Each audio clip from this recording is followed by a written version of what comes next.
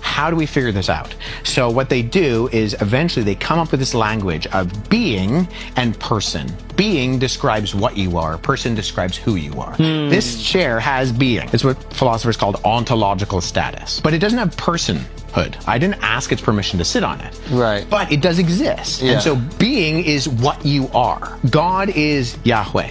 And we see this, Jesus tells his disciples to go baptize in the name, and then he says, of the Father, Son, and the Holy Spirit.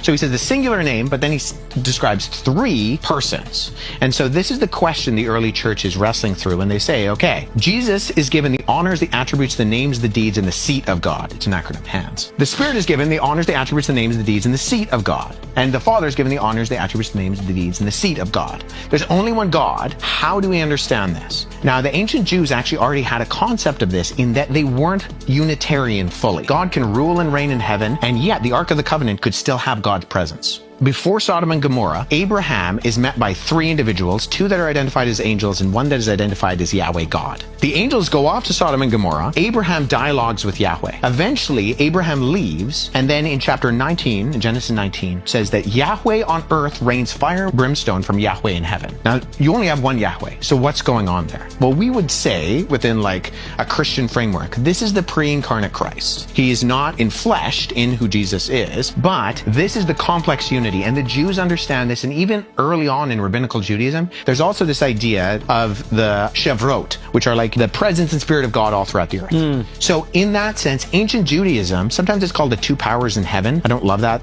kind of articulation, but in academia, that's what it's called. That God is ruling and reigning in heaven and still has a presence on earth. Only one God, but there's something else going on there that maybe we don't fully understand. But then God lives in a set of living, loving relationships. He has existed eternally in relationship and in love. Yeah. That's what John says in 1 John. God is love. God does not need to create in order to experience anything. Creation is an outpouring of his love. Now, this is different than, say, a Unitarian monotheistic faith like Islam.